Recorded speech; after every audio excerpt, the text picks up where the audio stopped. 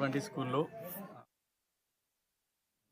ఈ నెల 11న ఆదిలాబాద్ బజరంగ ఫంక్షన్ హాల్లో భవన నిర్మాణ కార్మిక సంఘం జిల్లా మహాసభలను నిర్వహిస్తున్నట్లు ఆ సంఘం రాష్ట్ర కార్యదర్శి గాజంగుల రాజు తెలిపారు. పట్టణంలోని సంఘం కార్యాలయంలో ఆదివారం ఆయన మీడియాతో మాట్లాడారు. జిల్లా మహాసభలకు కార్మిక శాఖ అధికారులు, రాష్ట్ర నేతలు హాజరు కానున్నట్లు పేర్కొన్నారు. ఇక నిర్మాణ రంగంలో పనిచేస్తున్న కార్మికులు అధిక సంఖ్యలో తరలివచ్చి జిల్లా మహాసభలను విజయవంతం చేయాలని పిలుపునిచ్చారు.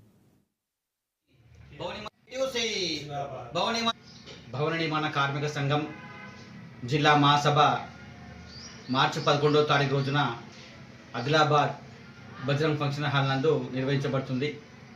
కనుక ఆదిలాబాద్ జిల్లాలో నిర్మాణ రంగంలో పనిచేసే కార్మికులు, తాపీ మేస్త్రీలు, tiles, painters, electrician, rod benders, POP వాళ్ళు, మార్బుల్ వర్కర్సు, రాడ్ బెండర్సు, ఇటుక, ఇసుక, సిమెంటు, ఈ 33 రకాలుగా పనిచేసే కార్మికులందరూ కూడా ఈ మహాసభకు అధిక సంఖ్యలో విచ్చేసి విజయవంతం చేయాలని చెప్పేసి విజ్ఞప్తి.